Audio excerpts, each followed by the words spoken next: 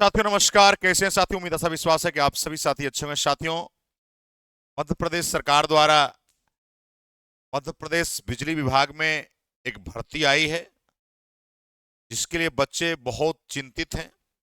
साथियों, चिंता नहीं करना है। देखिए, इसके अलग अलग कंपनी हैं, जिसमें आपके 6 कंपनी हैं। 1 2 3 4 5 6, जो कि अलग अलग मध्य प्रदेश के अलग अलग जिला के हैं। इंदौर, जबलपुर, जबलपुर, जबलपुर, भोपाल, जबलपुर। यानी सबसे ज्यादा जबलपुर के ही हैं, यानी 6 में से 4। फिर भोपाल और इंदौर। इसके अलग अलग ऑफिशियल वेबसाइट भी हैं। ये जो मैं नोटिफिकेशन बता रहा हूं, इस नोटिफिकेशन के माध्यम से आप ऑफिशियल वेबसाइट पर पहुंच सकते हैं। साथियों, अलग अलग पद के अलग अलग सीटें दी गई हैं।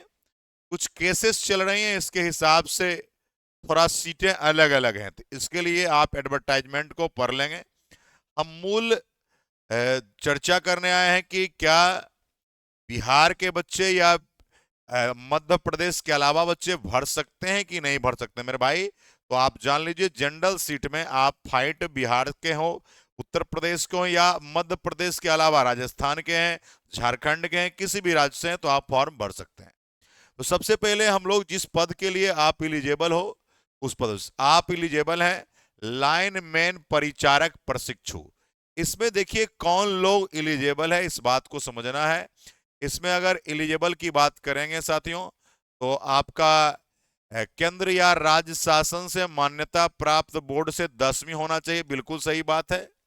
उसके बाद एनसीवीटी या एससीवीटी से मान्यता प्राप्त औद्योगिक प्रशिक्षण संस्थान, प्राइवेट हो या सरकारी हो, 2 वर्षीय आईटीआई होना चाहिए।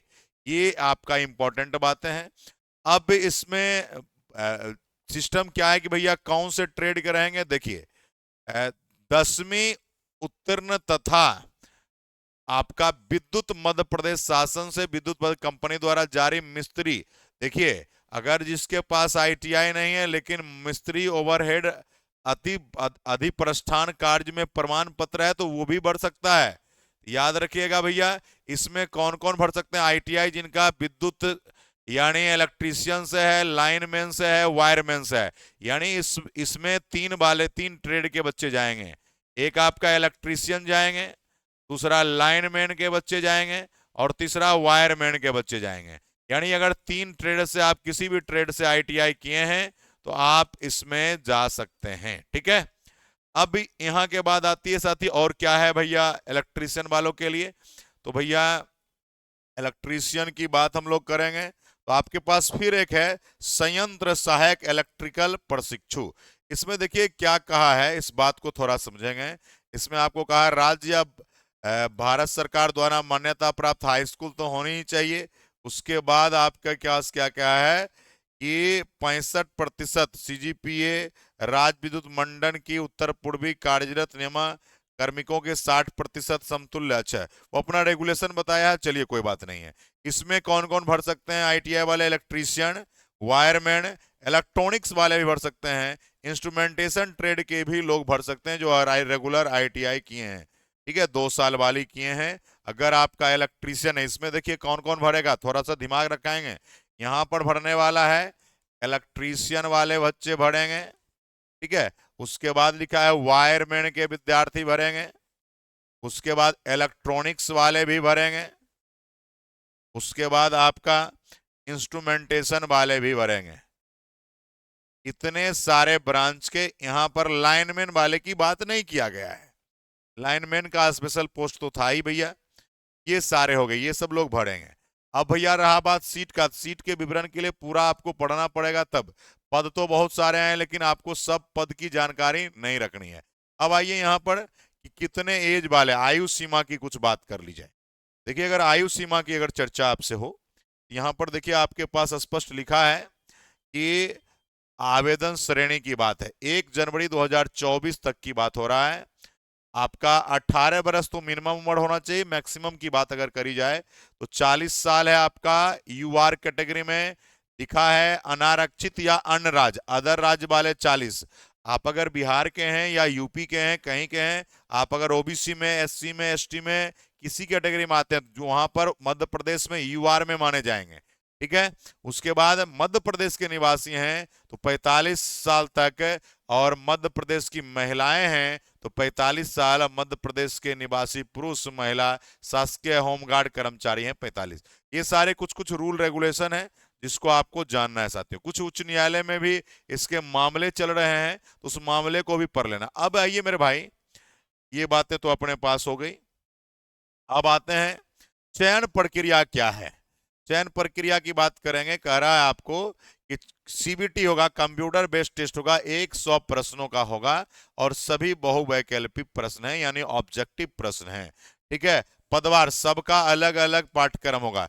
हम जो आज चर्चा कर रहे हैं मेन रूप से जो बच्चे आईटीआई वाले हैं, तो आईटीआई वाले बच्चों के लिए मैं इस प्रकार से आपको एक बेसिक सा डायग्राम बना के सिलेबस, देखिए सबसे पहला 100 नंबर में आप यदि बात करेंगे 60% टेक्निकल होगा और 40% नॉन टेक होगा, यानी 100% पुराने की बातें हैं। अब है भैया सबसे पहले इंजीनियरिंग ड्राइंग, जितने भी आईटीआई में आपने पढ़ा या वर्कशॉप कैलकुलेशन, तो देखिए ड्राइंग तो आप जान रहे हैं, पढ़े हैं। वर्कशॉप कैलकुलेशन में मैथ्स का कुछ पोर्शन है और साइंस का पोर्शन है साथियों, इसको भी आपको पढ़ना है। उसके बाद ट्रेड थ्योरी, देखिए कोई हो सकते हैं साथी बता देंगे कि ये टॉपिक पढ़ना है, लेकिन आपको पूरा टॉपिक पढ़ना है। उसमें लिखा हुआ है कि आईटीआई के आप अपने एकेडमिक के दौरान जितने टॉपिक पढ़े थे पूरे टॉपिक से सवाल आ सकते हैं, इसलिए हम कहेंगे आप पूरा पढ़ लीजिए, है ना। यानी आप ये भी कह सकते हैं ट्रेड थ्योरी जो है आप एएलपी में पढ़ते हैं उसको कंप्लीट कर लेंगे तो आपका आराम से होने का चांसेस ज्यादा है। चलिए उसके बाद नॉन टेक में मैथ, रीजनिंग, जीके, जीएस, खास करके मध्य प्रदेश से रिलेटेड जीके को जरूर पढ़ लेंगे। यानी यहाँ पर आपका इस तरह का कुछ सिलेबस हुआ। अब है कि भैया कि गुरुजी फॉर्म कब से भराएगा, ये बहुत बहुत महत्वपूर्ण मुद्दा है। देखिए किसी भी जानकारी के लिए इस पर टोल फ्री पर आप बात कर, लेकिन ऐसा है कि भारत देश है, भारत देश में टोल फ्री नंबर रहते हैं लेकिन फोन लगते नहीं है, लग जाएगा तो कोई उठाएंगे नहीं, ये बात भारत में ही संभव है। ठीक है। खाली यहाँ पर जो है कागजी प्रक्रिया में आगे रहते हैं। अब इसमें देखिए क्या हुआ है, ऑनलाइन पंजीयन एवं आवेदन की तिथि 24/12 से है 10:30, यानी आज से ही स्टार्ट हो चुकी है। और ऑनलाइन पंजीयन आवेदन शुल्क भुगतान अंतिम जो है जमा करने का 23/1 तक है, और ऑनलाइन आवेदन का सुधार करने की समय तिथि 20/1 तक है। तो मेरे भाई यानी आज से 24 दिसंबर 2024 से फॉर्म भराना स्टार्ट है। तो आप जितने भी साथी हैं, चाहे वो आपका वायरमैन के हो, लाइनमैन के हो, इलेक्ट्रीशियन के हैं, या आपका इलेक्ट्रॉनिक्स वाले लोग हैं, तो वो सभी साथी से रिक्वेस्ट है इस फॉर्म को फिलअप कर देंगे। लेकिन इसमें नंबर दिया गया है तो एक बार आप बात भी करके चेक कर लीजिएगा इसकी सच्चाई कहां तक है। तो साथी अगर आप साथी बेहतरीन तैयारी करना चाहते हैं तो हम लोगों ने तो कहा ही है साथी ये आपके हैं, तो ये आपका जो सिलेबस है इसके हिसाब से हम आप लोगों के लिए एक बेहतरीन न्यू बैच भी देने वाले हैं। ठीक है, न्यू बैच भी देने वाले हैं। तो न्यू बैच आपका जो है जल्द आ जाएगा, टेंशन उसका बिल्कुल नहीं लेना है। लेकिन ध्यान ये रखना है अभी आपका न्यू बैच आएगा, जल्दी आ जाएगा, लेकिन अभी यूट्यूब पर अगर बात करी जाए तो आपको जुड़ना होगा साथी ड्राइंग और वर्कशॉप कैलकुलेशन के लिए शनिवार और रविवार को शाम के 7 बजे यूट्यूब पर जुड़िए, जहां पर बेसिक साइंस इंजीनियरिंग ड्राइंग का नाम से सेशन चल रहा है, उस सेशन में आप आएंगे। और ट्रेड के लिए साथी आपको 2 सेशन चल रहा है, शाम के 4 बजे, एक शाम के 7 बजे। मध्य प्रदेश वाले लोग जो हैं 4 बजे तो आइए, लेकिन 7 बजे आपका अपना सेशन रहेगा। एमपी के जो आपके तो एमपी बिजली विभाग की जो तैयारी कर रहे हैं उसके लिए ये सेशन रहेगा।